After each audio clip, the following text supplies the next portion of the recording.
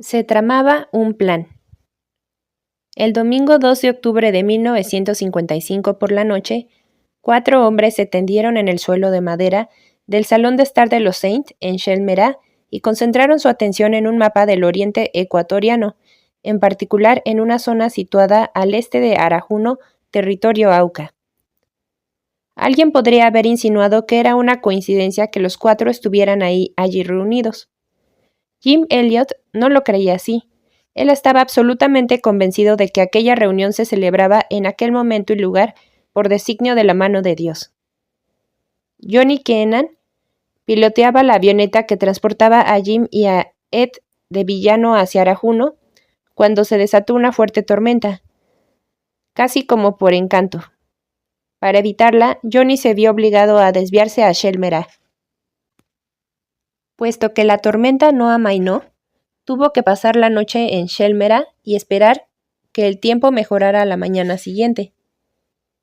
Por eso Jim Elliot, Ed McCulley, Ned Saint y Johnny Keenan intentaban ahora estudiar el mapa, tratando de encontrar alguna clave útil para actuar en el futuro. Todos ellos asumieron que el ritmo de la Operación Auca, tal como la denominaron, se iba acelerando. Además de haber visto 2 asentamientos Aucas en las últimas semanas, buscaban configurar una estrategia para llegar a ellos. Puesto que Johnny era una buena ayuda como piloto, Ned Saint dispuso de tiempo suficiente para planear y participar en un encuentro cara a cara con los Aucas. El trabajo de Jim en Shandia estaba avanzando a buen ritmo. Ya había un núcleo de 25 cristianos quechuas en la iglesia indígena, algunos de los cuales eran líderes promisorios. Esto proporcionó a Jim libertad para dedicarse a otras actividades. Al tiempo que las cosas iban progresando en Shandia, Ed y Mary Lou fueron aceptados por los indígenas quechuas de Arajuno. Aunque varios indígenas aseguraban haber visto huellas aucas alrededor de la valla eléctrica de los Macaulay, no se habían producido ataques. Y como se habían hallado un asentamiento auca a 15 minutos de vuelo, Arajuno sería un buen lugar para emprender una expedición hacia su territorio.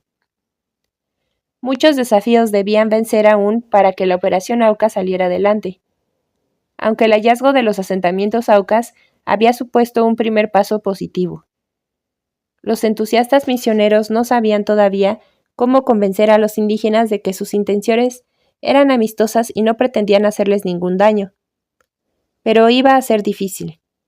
Si los aucas hubieran conocido la lengua quechua, todo el proceso habría sido mucho más sencillo, pero no hablaban sino la suya propia, que para nada sonaba como la de sus vecinos. Mientras los hombres consideraban el reto que tenían por delante, Ned Saint recordó a Jim una cosa: su hermana Rachel, misionera con los traductores bíblicos Wycliffe, estudiaba la lengua auca ayudada por Dayuma, mujer indígena que había decidido abandonar la tribu hace unos cuantos años. Dayuma vivía en Hacienda Hila, una gran plantación al sur de Shandia. Jim recordó entonces que unas jóvenes quechuas de Shandia le habían hablado una vez de esa mujer. Las jóvenes dijeron que Dayuma ya no tenía los lóbulos obturados con pendientes de madera de balsa, sino que se vestía y actuaba más como una quechua. ¿Está Rachel en la hacienda Hila en este momento?, preguntó Jim a Nate. No, replicó este. Viajó a Quito para asistir a una conferencia y estará allí 2 semanas. Jim suspiró aliviado. Aunque le hubiera gustado involucrar a Rachel en la operación, los 4 hombres habían acordado no comentar su plan con nadie que no fuera absolutamente necesario. A muchas tribus indígenas del Oriente, por no mencionar al ejército ecuatoriano, les hubiera gustado saber la ubicación de los aucas para devolverles el golpe. Mucha gente prefería ver a los aucas muertos que vivos, razón por la cual esta noticia no podía filtrarse. La operación Auca tendría que llevarse a cabo en secreto. Como la hacienda Hila se hallaba solo a una caminata de 4 horas de Shandia, Jim se ofreció para visitar a Dayuma e indagar acerca de la lengua auca. Prometió andar con cautela para no levantar sospechas. El grupo consideró también la manera como podrían preparar a los aucas para su encuentro con ellos. Mientras discutían sus puntos de vista, Nate Saint describió una técnica que él había desarrollado, a la que dio en llamar caída en espiral, para bajar objetos al suelo desde la avioneta. Nate trazaba un círculo estrecho sobre un punto concreto y después hacía descender un balde de lona atado al extremo de una cuerda suficientemente larga. A medida que el balde descendía, la cuerda formaba una espiral. El balde quedaba luego colgando en el centro de la espiral como si fuera el ojo de un huracán. Valiéndose de esta ingeniosa técnica, Nate había podido entregar ciertos artículos a los misioneros y recoger otros desde el suelo, cuando no disponía de una pista de aterrizaje. Esta técnica era también mucho más precisa que tener que arrojar objetos desde la avioneta y esperar que cayeran en el lugar deseado. Muchas veces las cosas no caían en el lugar previsto y los misioneros se veían obligados a escalar algún árbol para recuperar los suministros. La caída en espiral había demostrado ser muy útil en casos de emergencia. En varias ocasiones, cuando la persona que estaba en tierra carecía de radio, Nate dejaba caer un auricular en el valle para poder comunicarse directamente. La caída en espiral tendría una nueva aplicación. Nate podría emplearla para entregar regalos de cortesía a los indígenas aucas que vivían en la Edad de Piedra. Jim creyó que sería una gran idea. Los hombres podrían establecer contacto con los aucas sin correr peligro, pero seguía habiendo un problema por resolver. El sistema de la caída en espiral dependía de la persona que estaba en tierra recogiendo la mercancía directamente del balde. Jim no estaba seguro de que los aucas lo hicieran, al menos no inmediatamente. Los hombres dieron vueltas al asunto mientras se tomaban un chocolate caliente. Nate resolvió que necesitaban un sistema automático capaz de desenganchar el balde y dejarlo en tierra con los regalos. Después, cuando la avioneta se hubiera marchado, los aucas podrían recoger sus regalos tranquilamente. Nate aceptó el reto de diseñar un mecanismo de desenganche automático. Luego debían decidir qué objetos debían poner en el balde. Se les ocurrieron montones de ideas, algunas serias, otras tontas.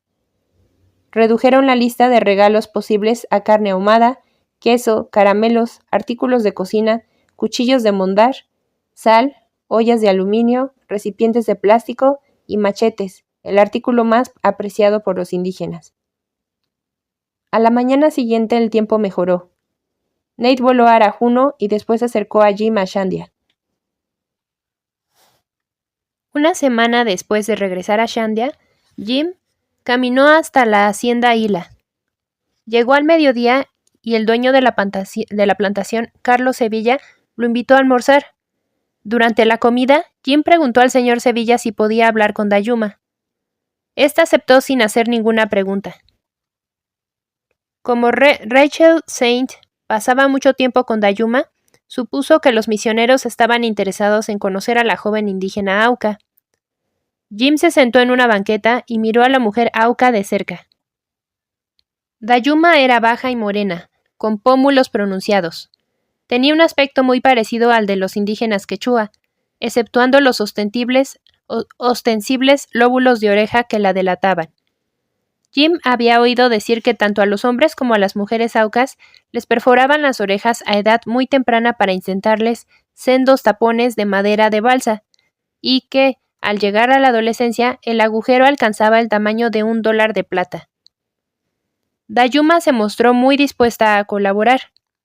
Jim pensó que probablemente así se libraba de extraer mandioca o de hacer otras tareas manuales. Dayuma tampoco hizo muchas preguntas. Pareció contentarse con responder a las de Jim.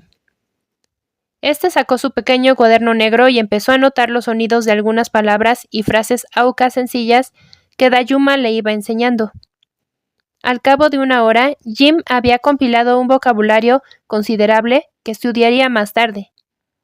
Dio las gracias a Dayuma y preguntó al señor Sevilla si podía volver a visitarla. «Es usted bienvenido siempre que lo desee, con tal de que se quede a almorzar y nos amenice el rato con una buena conversación», sonrió el señor Sevilla.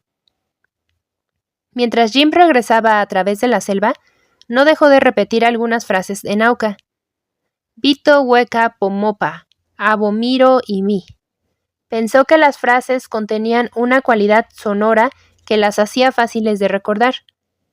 La primera significaba, quiero acercarme a ti, y la segunda, ¿cómo te llamas?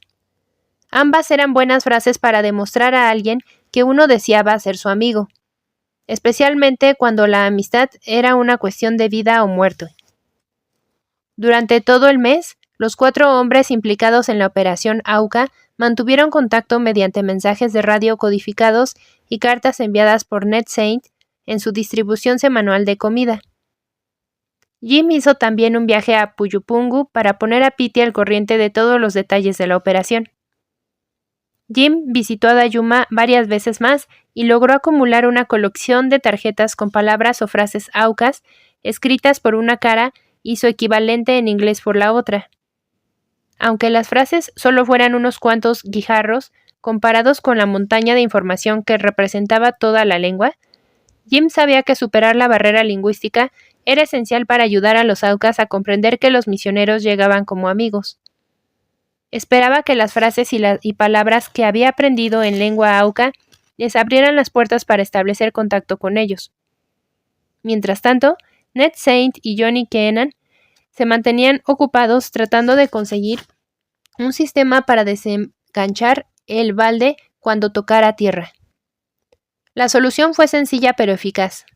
Consistió en un palo de escoba y 2 lazadas de cuerda. Una estaba enganchada a un extremo de la cuerda y la otra al balde. Cuando éste golpeaba la tierra se aflojaba la tensión de la cuerda y la lazada que enganchaba el balde resbalaba del palo. La cuerda se recogía y el balde quedaba en el suelo. El 6 de octubre de 1955, Jim esperó nervioso junto a la radio. Si hacía buen tiempo en Shelmera, Ned Saint y Ed McCully entregarían los primeros regalos a los aucas. Por fin la radio chasqueó. Mark Saint anunció la buena noticia de que la Piper Cruiser amarilla se dirigía hacia el territorio auca. Jim y Betty oraron fervorosamente por Nate y Ed, mientras esperaban recibir noticias. Varias horas después, la voz de Nate volvió a sonar por la radio con buenas noticias.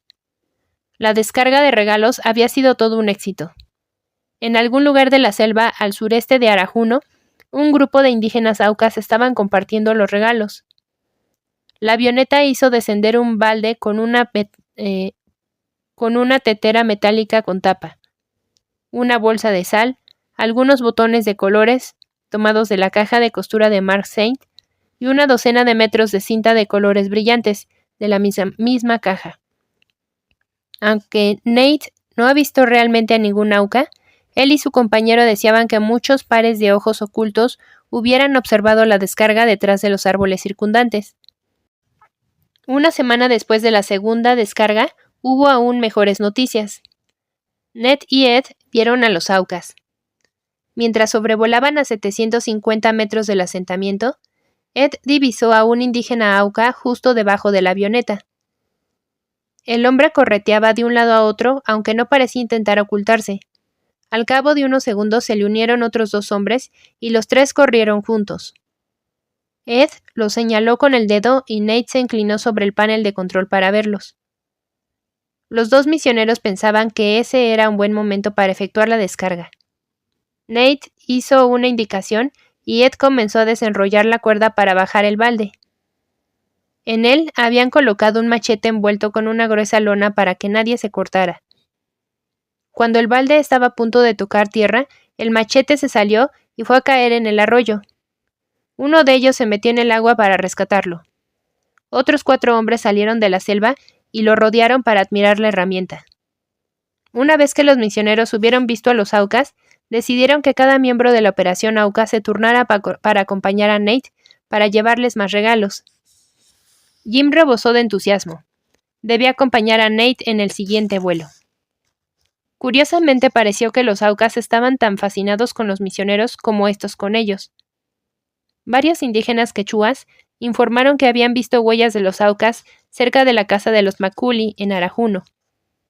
Jim y los demás sospecharon que los McCully estaban siendo vigilados casi de continuo y se preguntaron qué podían hacer al respecto. Esperaban que los aucas se relacionaran a los misioneros con los regalos, pero no había forma de estar seguro. necesitaban una manera para ayudar a los Aucas a establecer dicha relación. Finalmente los misioneros colocaron una gran maqueta de la avioneta sobre el tejado de los Macaulay, con fotos de cada uno de los hombres. Así los Aucas podrían comprender que la casa, la avioneta, los regalos y los misioneros estaban relacionados entre sí. La siguiente descarga de regalos tuvo lugar el primer jueves de noviembre.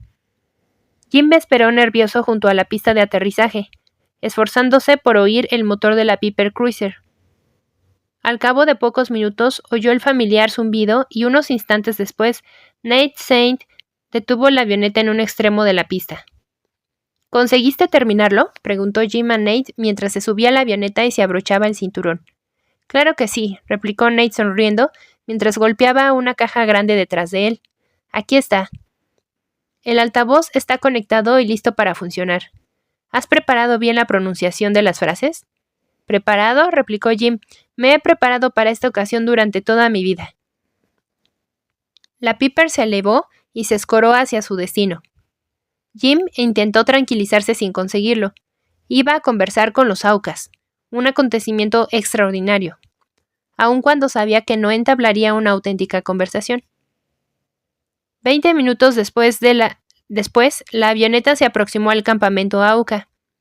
Nate señaló hacia abajo y Jim echó un vistazo escrutador. «Veo sus chozas», gritó Nate, esperando que un Auca saliera en cualquier momento, pero ninguno apareció. «Todavía no veo a nadie», informó Jim a su compañero. «Puede que no los veas ahora, pero los verás cuando bajemos el balde. Si los regalos anteriores fueron bien recibidos, ellos vendrán corriendo. Pero antes daré un par de pasadas a poca altura para que pruebes el sistema de entrega aérea». Nate descendió hasta unos 150 metros. Jim siguió asomándose con gran curiosidad. Pudo ver los tejados de caña de las chozas rectangulares y las canoas en la ribera, delante de las chozas. Había llegado el momento.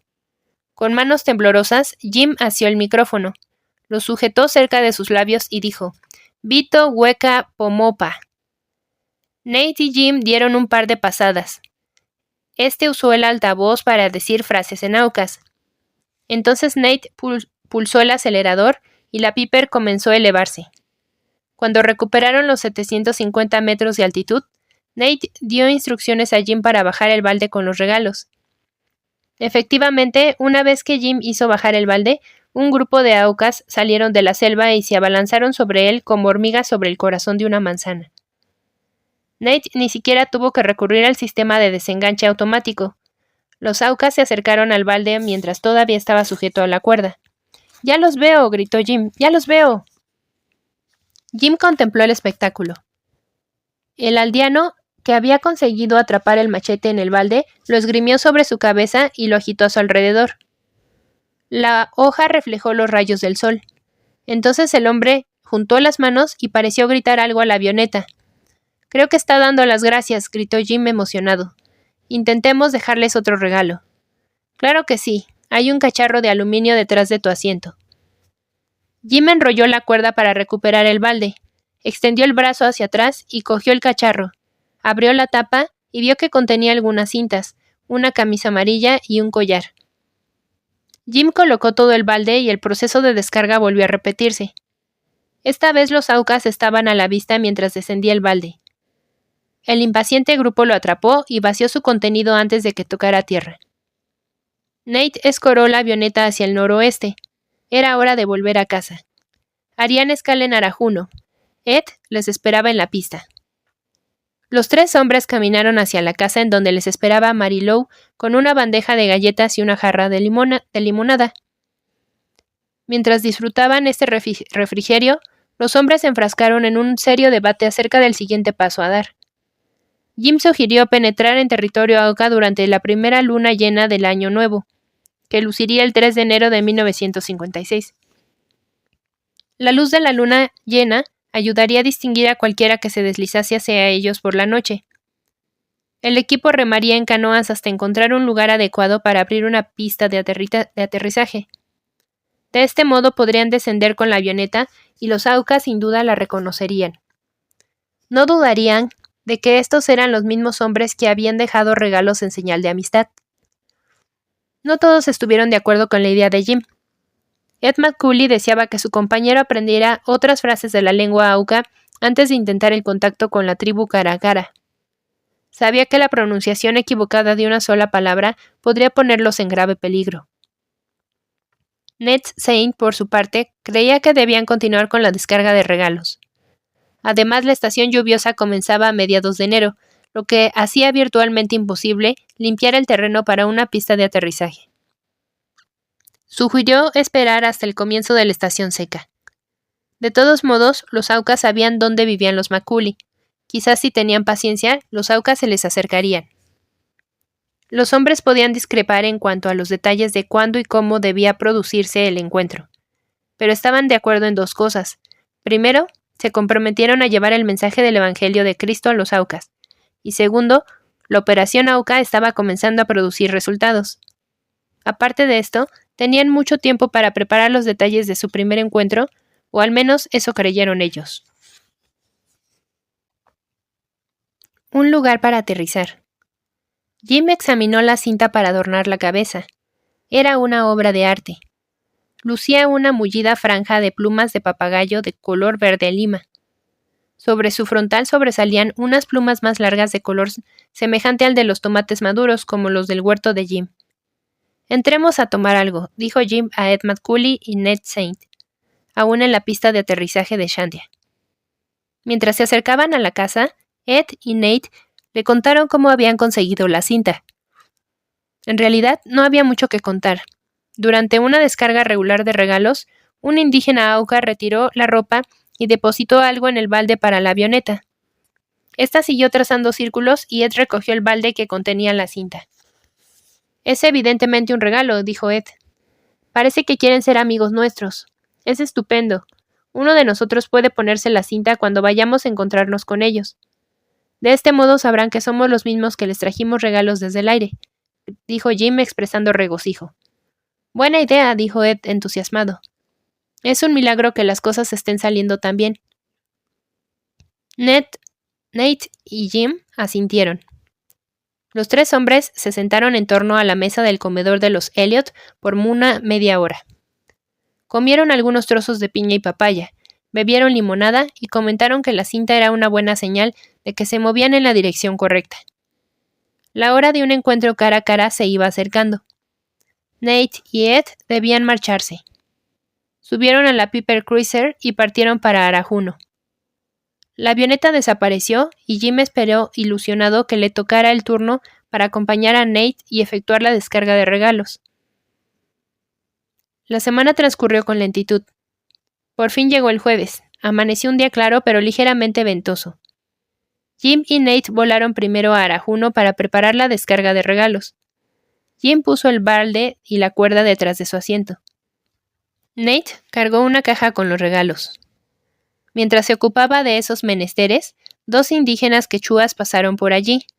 Se detuvieron un largo rato a ver lo que estaban haciendo los dos misioneros.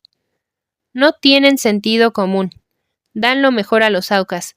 ¿Por qué no nos dan estos regalos a nosotros?», dijeron aquellos indígenas quechuas. Jim se preocupó. Los indígenas hablaban en broma, pero despertaron una señal de alarma en la conciencia de Jim. El secreto había salido a la luz. ¿Sabían todos los indígenas quechuas que los misioneros estaban haciendo regalos a los aucas? Jim se volvió hacia Nate y le preguntó, «¿Qué vamos a hacer ahora?». Nate no supo qué responder. Si los indígenas quechuas conseguían determinar con precisión dónde vivían los aucas, podría comenzar una guerra. Una vez en el aire, sobre la enmarañada selva, Jim se ocupó de la descarga de regalos. Este día intentarían algo distinto. Tratarían de hacer entender a los aucas que era necesario talar varios árboles para abrir una pista de aterrizaje. Jim no sabía cómo decírselo, de manera que concibieron otro plan para hacer comprensible el mensaje. Los regalos se dejarían posar sobre los árboles cuya tala era necesaria, con la esperanza de que los aucas los talaran. Nadie estaba seguro del éxito de este plan, pero merecía la pena intentarlo. «Aparecerán en cualquier momento», dijo Nate, venciendo el ruido de la avioneta al acercarse a un lugar donde había varias chozas aucas. Nate dio un par de pasadas a baja altura para que los Aucas vieran a los dos misioneros. Esto formaba parte del plan. Cuando se encontraban cara a cara, los Aucas sabrían que ellos eran los mismos hombres que les habrían ofrecido los regalos. «Están allí, son dos», gritó Jim. Nate tendió el ala unos cuantos grados y corroboró la evidencia. La avioneta hizo un giro brusco. «¿Estás listo para la primera descarga?» Jim tomó un hacha envuelta en un pedazo de lona. «Dime cuándo debo bajarla». Nate desaceleró la Piper y se dirigió hacia el árbol más alto en el borde del claro. «Ahora», gritó. Jim dejó caer el hacha. Esperaba que se enganchara en las ramas más altas, pero se precipitó hacia abajo y fue a caer al pie del árbol. Dos jóvenes Aucas corrieron a recogerla. Nate sacudió la cabeza para mostrar su decepción. «Intentémoslo otra vez.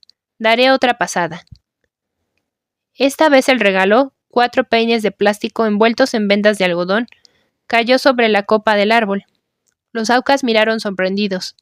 «Espero que se decidan a talar el árbol», dijo Jim. «Lo sabremos la semana que viene», replicó Nate con un atisbo de duda en su voz. Mientras sobrevolaban, Jim divisó a un anciano que danzaba y saludaba agitando los brazos. «Parece que nos están invitando a visitarlos», dijo Jim mientras el pelo del cuello se le erizaba. Nate sintió lo mismo. «Parecen muy simpáticos», siguió diciendo Jim. Pero en lo más recóndito de su pensamiento resonaba la voz de Dayuma. «Nunca, nunca te fíes de ellos. Tal vez pienses que sabes lo que van a hacer, pero no es así. Nunca, nunca confíes en ellos». Jim intentó no prestar atención a esa idea negativa. Si no se fiaba de los Aucas, ¿cómo iban a encontrarse con ellos cara a cara y predicarles el Evangelio? No obstante, Jim no podía pasar por alto la advertencia de Dayuma. Un encuentro con los Aucas requería una mezcla de confianza y precaución por parte de los misioneros. «¿Qué te parece si les damos ahora unos pantalones?» La voz de Ned Saint interrumpió la meditación de Jim. «Por supuesto», dijo este volviéndose hacia atrás para tomar el paquete de ropa. «¿Quieres que lo dejemos cerca de la choza?» «Creo que sí», dijo Nate. Jim dejó caer el paquete y vio a un anciano tratando de apresurarse para recogerlo. «¿Por qué no probamos un regalo más?», dijo Nate. Jim accedió. «Hace un poco de viento, pero podemos bajar la olla». Jim puso la olla en el balde y se dispuso a repetir la operación. Esperó a que Nate hiciera volar a la Piper en círculos cerrados sobre el claro. «Intenta que caiga al borde del río», solicitó Nate. Pero era más fácil decirlo que hacerlo. Con el viento de cara, fue casi imposible dirigir el balde en la dirección correcta. Finalmente, después de 7 intentos, Jim consiguió que se posara en la orilla del riachuelo que fluía cerca de las chozas. Fue recogido de inmediato por 5 jóvenes Aucas. «Ya lo tienen», exclamó Jim jubiloso. La avioneta seguía dando vueltas cuando un indígena tomó la olla. «Nos van a enviar algo», gritó Jim. «Perfecto, voy a nivelar y desacelerar un poco. Luego puedes enrollar». «¡Qué manera tan extraordinaria de despedirnos!», exclamó Jim, deseoso de descubrir lo que los Aucas habían remitido. En ese momento la radio chasqueó. «Henry 56, ¿me oyes? Aquí Shelmera, cambio». Era la voz de Mark Saint. Nate tomó el micrófono. «Shelmera, aquí Henry 56, adelante, cambio». Henry 56 era la señal para contactar con la Piper Cruiser de Nate. «Nate, el bebé de Frank Drown en Makuma está muy enfermo y necesita ser transportado urgentemente a la clínica de Shelmera. Cambio». Entendido. Me dirijo hacia allá inmediatamente. Diles que estaré allí en unos 35 minutos. Cambio. De acuerdo. Cambio fuera. La voz de Mark se desvaneció. «Lo lamento, pero debes acompañarme», dijo Nate pulsando el acelerador a su máxima posición. La Piper comenzó inmediatamente a adquirir velocidad. Jim notó que el viento tiraba del balde que aún colgaba del extremo de la cuerda. «Tendrás que enrollar la cuerda lo más rápido que puedas». «No podemos ir despacio», advirtió Nate a su compañero. Jim hizo un gesto de aprobación. Si Valerie hubiera estado enferma, él habría deseado que Nate llegara a Shandia lo antes posible. Empezó a enrollar la cuerda, pero no le resultó fácil. La fuerza del viento resistía cada centímetro de cuerda que se recuperaba. Cuando por fin acabó de enrollarla, se llevó una gran decepción. El regalo de los Aucas había desaparecido arrastrado por el viento. Durante todo el trayecto a Macuma y después a Shelmera, Jim se preguntó qué podía haber sido aquel regalo. La descarga de regalos continuó todos los jueves. Lamentablemente, los Aucas no captaron el mensaje de talar los árboles. Se las arreglaron para recoger los regalos de las copas de los árboles sin usar ni una sola vez el machete. A mediados de diciembre, Ned Saint descubrió algo que entusiasmó a todos. Él y Ed McCully habían concluido la acostumbrada descarga de regalos, y cuando volvían a Arajuno, decidieron sobrevolar el río Curaray, que fluía por territorio Auca. Nate divisó una franja de arena blanca en una ribera. Los dos hombres volvieron pocos días después para examinar la playa un poco más de cerca. Hicieron un vuelo rasante y mientras Nate mantenía la Piper a una velocidad constante de 96 km por hora, Ed arrojaba pequeñas bolsas de papel con harina a intervalos de 2 segundos. Por el número de bolsas que chocaron contra la playa, estimaron que la franja de arena medía 192 metros de longitud, la distancia necesaria para aterrizar. Llamaron a aquella franja de arena Playa de las Palmeras. Nate comentó a Jim que en todos sus años de vuelo por Oriente nunca había visto una playa tan larga ni tan recta. Pero surgió un problema. Probablemente no estaría allí durante mucho tiempo. Los afluentes del poderoso río Amazonas cambiaban constantemente de cauce y levantaban una playa de arena en una ribera mientras que arrasaban otra. Si iban a utilizar Playa Las Palmeras como lugar de aterrizaje para un encuentro cara a cara con los Aucas, tendrían que hacerlo pronto. De otro modo, probablemente la estación lluviosa de mediados de enero destruiría la nueva pista. Con ese entendimiento, los planes para la siguiente fase de la operación Auca entraron en plena actividad. Los hombres decidieron llevar a cabo el programa que Jim había venido sugiriendo. El 3 de enero, última luna llena antes de la estación lluviosa, los inquietos misioneros aterrizarían en Playa Las Palmeras e intentarían establecer contacto con los indígenas Aucas. Si estos no se presentaban el primer día, los hombres acamparían en la playa hasta que llegasen. Esta estrategia sería probablemente menos peligrosa que presentarse directamente en uno de sus campamentos. Una cosa sabían a ciencia cierta: nunca había que sorprender a un guerrero Auca. La siguiente pieza de rompecabezas consistía en decidir en qué punto exacto de la playa deberían ubicarse. Una tienda de campaña sobre la playa quedaría demasiado vulnerable. Una flecha la atravesaría fácilmente. Los 4 hombres tendrían que hacer guardia toda la noche. A Jim se le ocurrió una idea mejor. En Portland, durante las vacaciones de verano, él y sus amigos de infancia construían casetas en los árboles.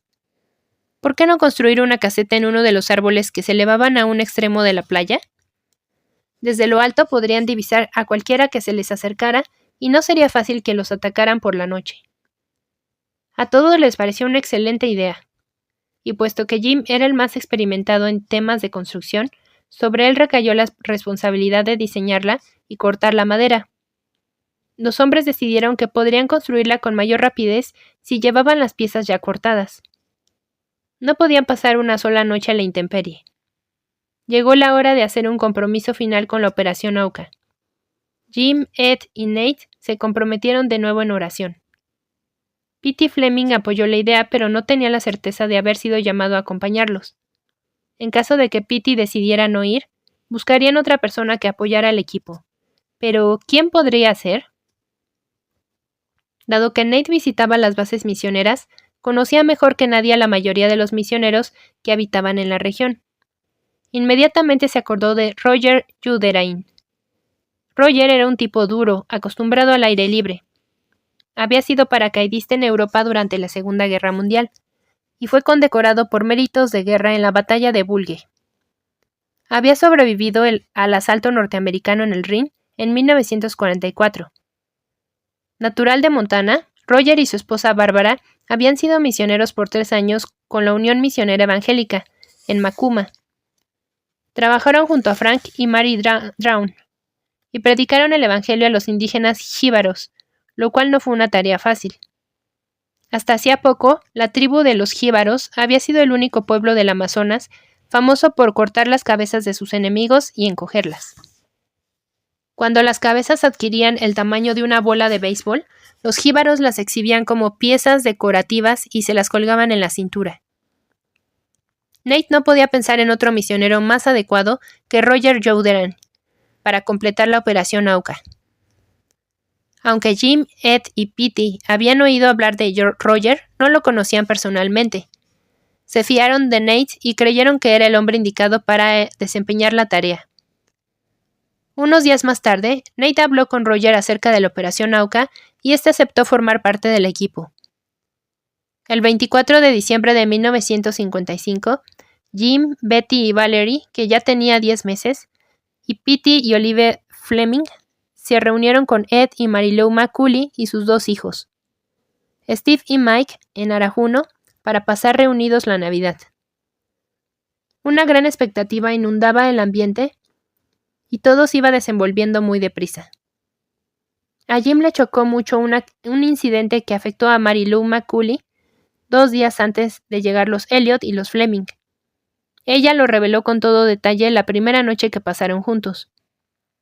Un viernes, Mary Lou fue despertada a las 5:30 de la madrugada por un indígena quechua llamado Fermín, quien se alojaba en la pequeña escuela de Arajuno. Ed se había ausentado aquella noche para asistir con Petey Fleming a una reunión de evangelización en Puyumpungu. Fermín gritó frente a la ventana pidiendo munición de inmediato. Mary Lou se puso algo de ropa y corrió a ver qué era exactamente lo que decía Fermín. Este le confesó que había visto un guerrero Auca con una lanza a no más de 50 metros de la casa, justo al otro lado de la valla eléctrica. Fermín pidió munición a Mary Lou para perseguir al Auca y dispararle, pero Mary Lou le arrebató la pistola a Fermín y empuñó un machete. Aunque llevaba 7 meses de embarazo, se dirigió hacia la valla gritando: «Vito hueca pomopa, quiero acercarme a ti». Al mismo tiempo, Fermín gritaba tras ella en quechua: «Mujer, te has vuelto loca, te matarán, no te acerques a la valla». Temblaba de miedo porque sin pistola no podía protegerla. Pero Mary Lou no hizo caso. Buscó ansiosamente en derredor. Ella quería hacerle saber que sería bien recibido. Pero el indígena Auca ya se había esfumado en la oscuridad. Jim, Betty y los demás comentaron durante largo rato el posible significado de aquel suceso. ¿Significaba que los Aucas se estaban volviendo más amistosos? ¿Era una señal de que estaban preparados para encontrarse con los misioneros? El grupo lo entendió así y se dispuso a planear la última fase del plan. Casi toda la época navideña fue consumida por la operación Auca. Jim enseñó a Ed y a Petey algunas frases aucas para que pudieran saludarlos con palabras de cortesía cuando se encontraran con ellos, cara a cara. Los hombres planearon también lo que debían hacer una vez que aterrizaran en Playa Las Palmeras. Jim continuó preparando la madera para armar la caseta a buen ritmo. Una vez que Nate la transportara, los hombres la subirían al árbol y comenzarían a montarla. Todos los días, antes de la puesta del sol, Nate Saint regresaría a Arajuno para pasar la noche y mantener la avioneta fuera de peligro, tanto del impredecible río como de las lanzas aucas. Los otros hombres pasarían la noche en la caseta. Por la mañana, descenderían y gritarían frases aucas mientras Nate sobrevolaba la ciudad Término, nombre dado al caserío Auca en donde los misioneros hicieron la entrega de regalos. Con la ayuda del altavoz, Nate proclamaría en lengua Auca: «Vengan al Curaray. Queremos tener un encuentro con ustedes». Entonces se dirigiría a Playa Las Palmeras y aterrizaría. Luego los misioneros esperarían a ver qué sucedía. Los hombres ensayaron varias veces cada detalle del plan y examinaron todas las contingencias posibles.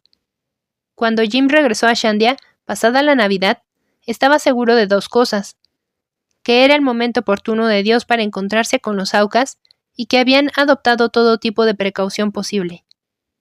Jim esperaba y oraba que la fase final de la operación Auca resultara exitosa. Operación Auca. Muchas cosas había que hacer a diario en Shandia. El huerto que tanto trabajo le había costado plantar ofrecía un aspecto magnífico. Jim se sentía orgulloso de poder alimentar a su familia con calabazas y tomates caseros. Los bulbos de gladiolos blancos que su madre le enviara un año antes habían crecido y florecido. Pequeños arbustos de pimientos mexicanos salpicaban el huerto y el aroma de los limoneros perfumaba el aire. Valerie crecía tan rápido como las plantas. Ya había cumplido los 11 meses y andaba tambaleante apoyándose en los muebles.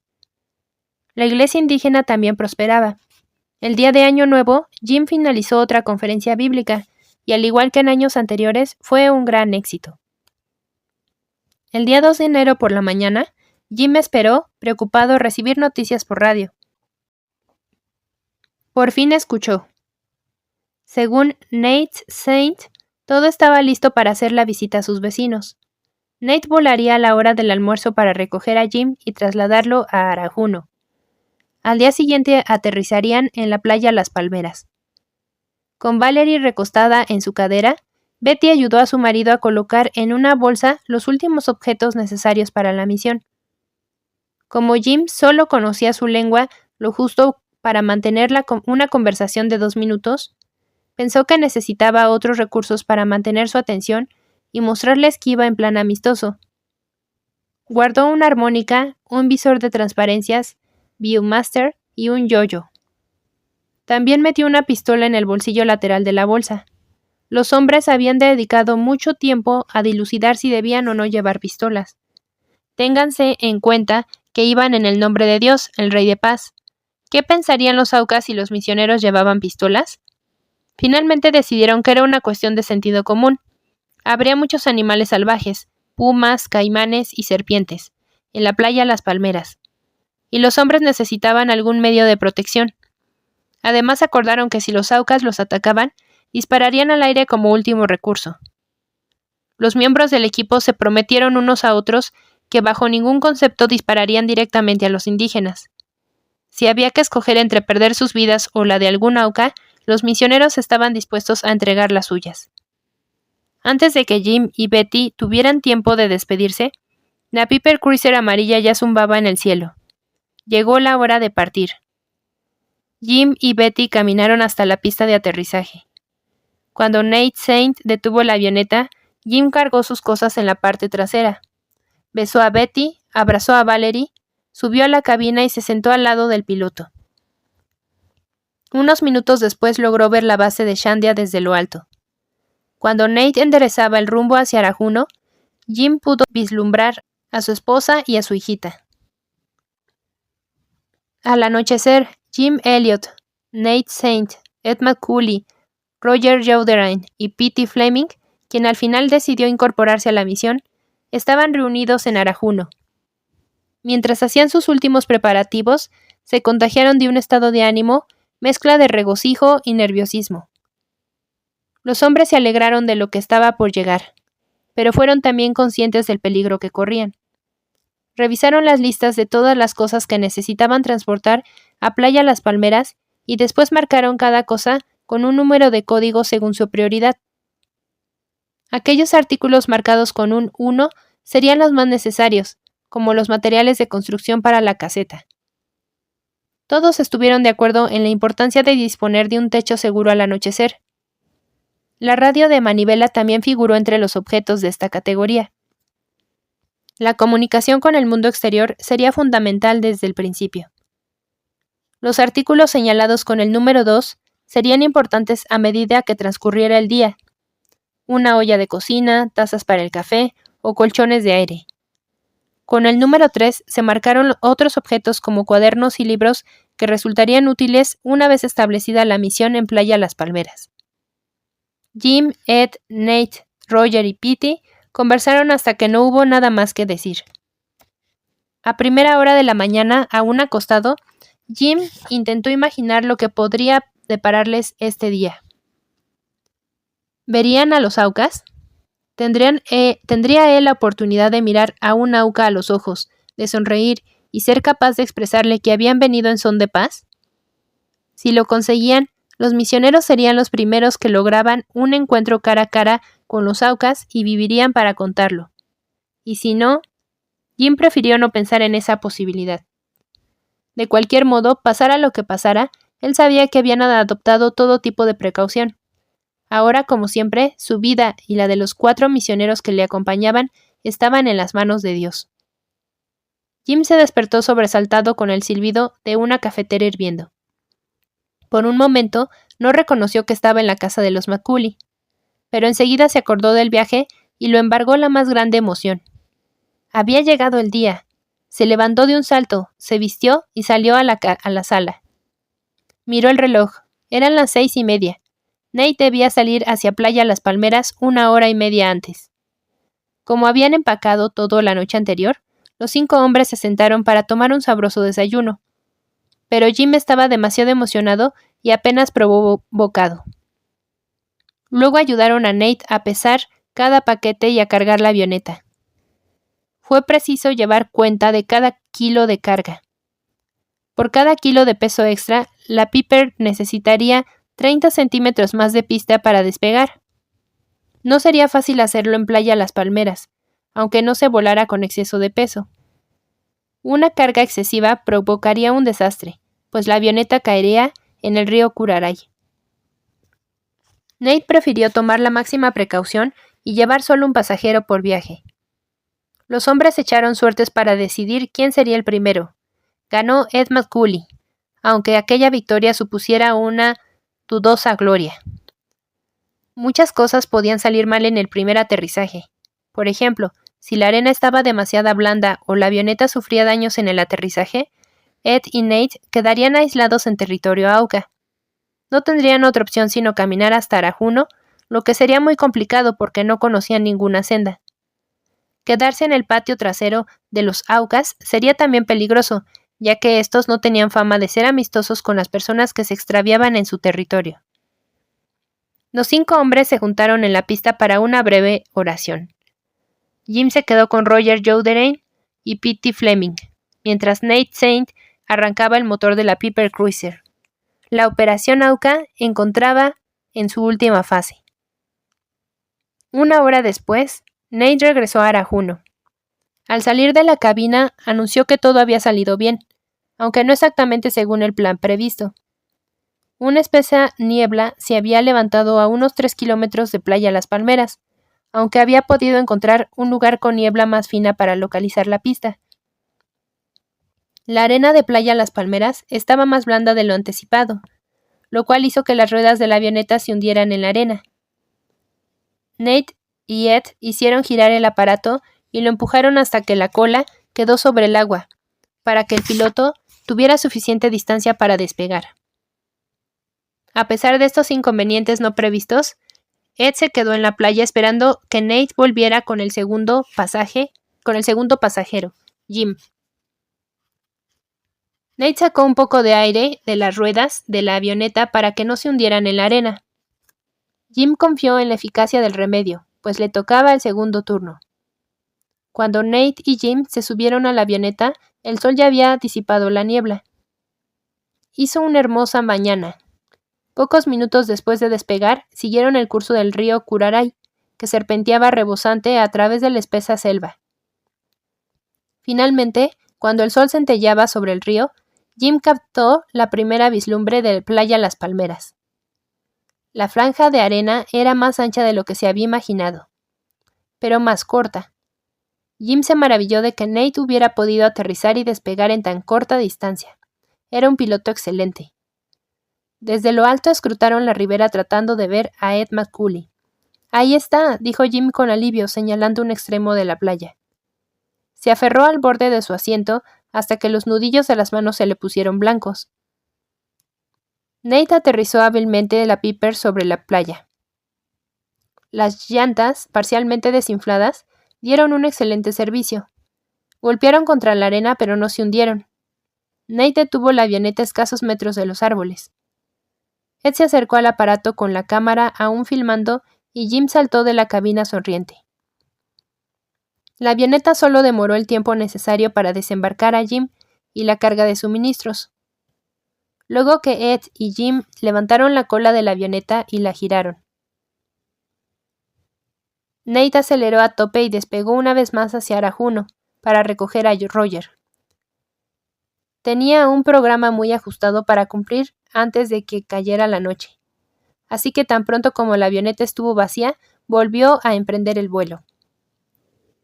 Cuando regresó, Nate Rogers saltó a tierra y ayudó a Jim y a Ed a descargar las provisiones que incluían alimentos para varios días.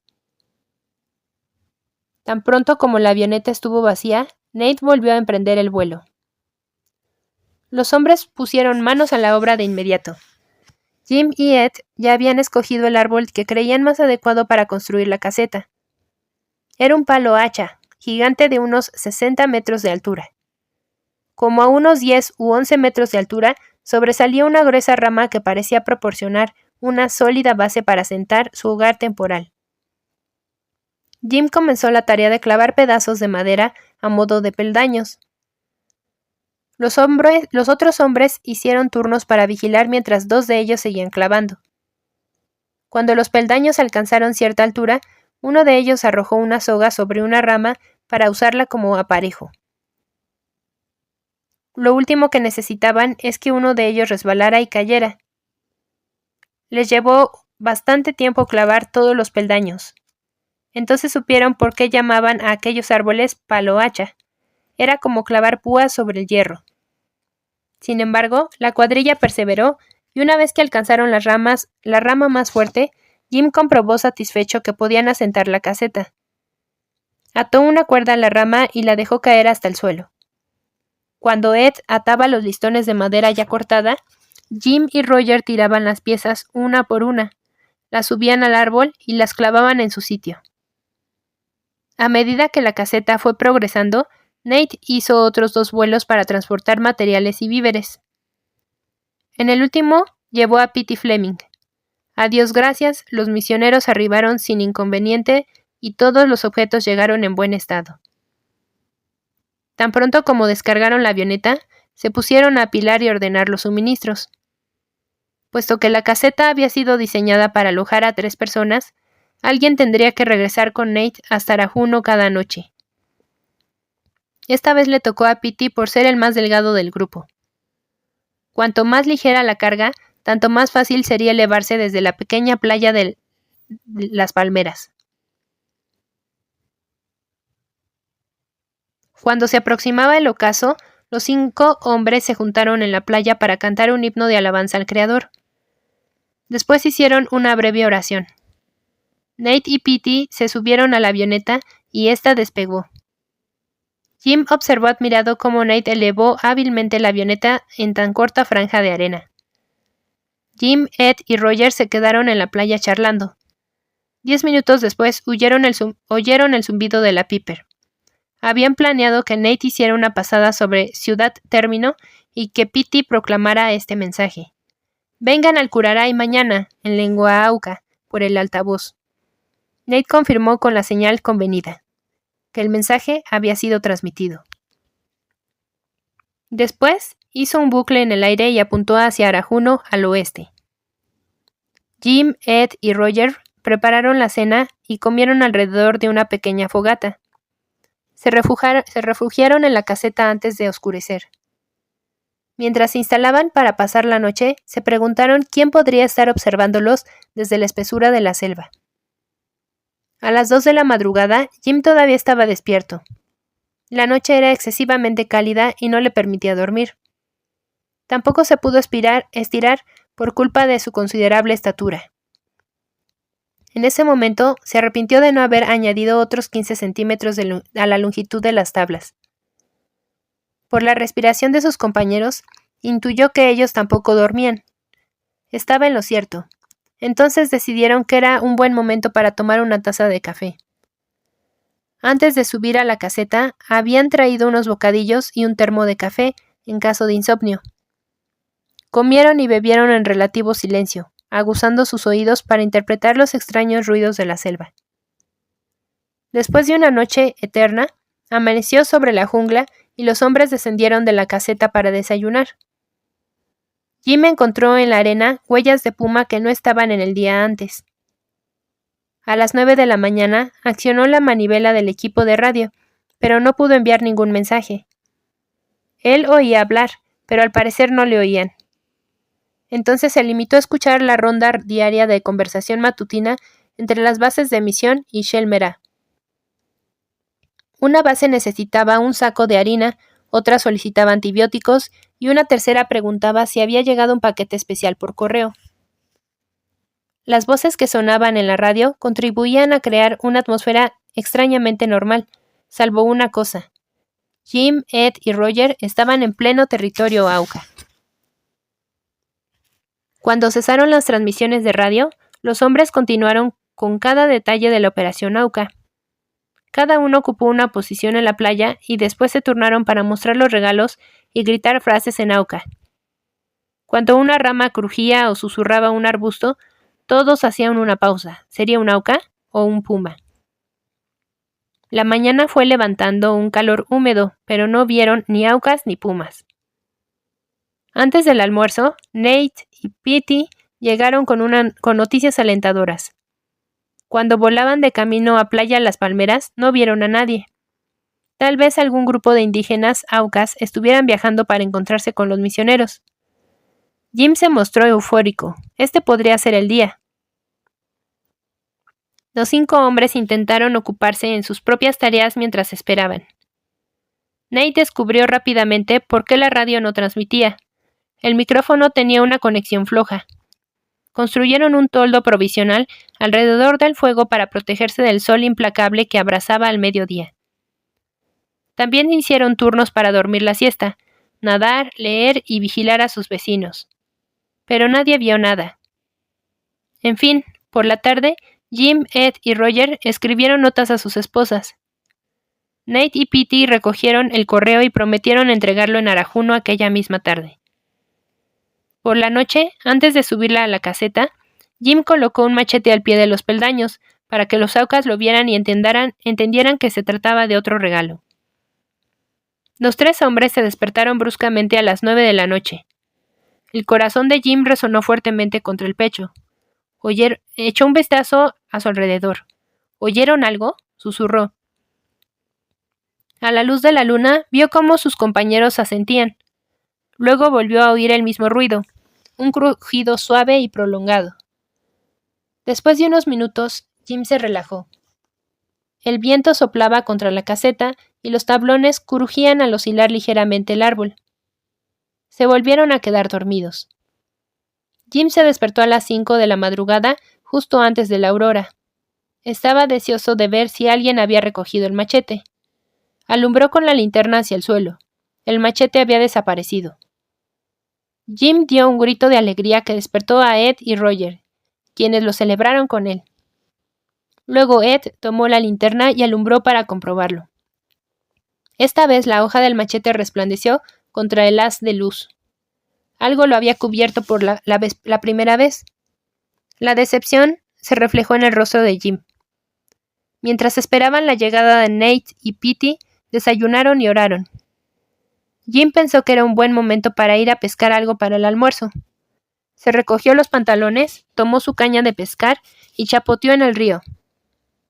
De vez en cuando persistía en su monólogo con los aucas. Justo cuando sacaba un enorme pez, oyó el sonido familiar de la Piper Cruiser. Poco después, Nate y Petey se hallaban en tierra contándoles más noticias esperanzadoras. Nate había visto huellas de un pie de una pequeña playa río arriba. Al fin y al cabo, los aucas debían estar cerca. El grupo almorzó con un ojo puesto en la selva. Nadie sabía cuánto tiempo tenían aquellas huellas, pero si eran recientes, los aucas podrían presentarse en aquel momento, en cualquier momento. Sin embargo, ningún visitante apareció durante la comida, por lo que Jim experimentó una gran incertidumbre. Se sintió como un resorte embobinado, listo para saltar de un momento a otro. Después del almuerzo, Jim y Petey anduvieron por la orilla del río para analizar las huellas más detenidamente. Se detuvieron muchas veces para examinar las múltiples pisadas de tapires, pájaros, caimanes y pumas que atravesaban la playa, lo que suponía una clara advertencia. La selva pertenecía a los animales más que a ninguna otra criatura. «Mira, Jim, aquí», llamó Petey. Jim se acercó corriendo. En efecto, Petey había encontrado huellas humanas. Las huellas parecían de un adulto, un joven y un bebé. Para su consternación, las pisadas presentaban hendiduras profundas. Ni Jim ni Petey entendían mucho de huellas, pero discernieron que no eran recientes. Quizás tuvieran una semana. No era probable que fueran de posibles visitantes que se hubieran acercado al campamento. Además, era altamente improbable que alguien que visitara a los misioneros se acercara con un bebé. Desanimados, Jim y Petey vadearon río abajo para comunicar a los demás la desalentadora noticia. Cuando llegaron al campamento, Nate, Ed y Roger se estaban bañando. Al menos debajo del agua se obtenía un poco de alivio del enjambre de insectos que asediaba el entorno. El resto del jueves transcurrió lo mismo que el miércoles. Por tercera noche consecutiva, Nate y Petey volaron a la Juno. Después de cenar, Jim, Ed y Roger subieron a la caseta. Antes de quedarse dormido, Jim oró a Dios para que el día siguiente, por fin, tuvieran la oportunidad de encontrarse cara a cara con la misteriosa tribu Auca.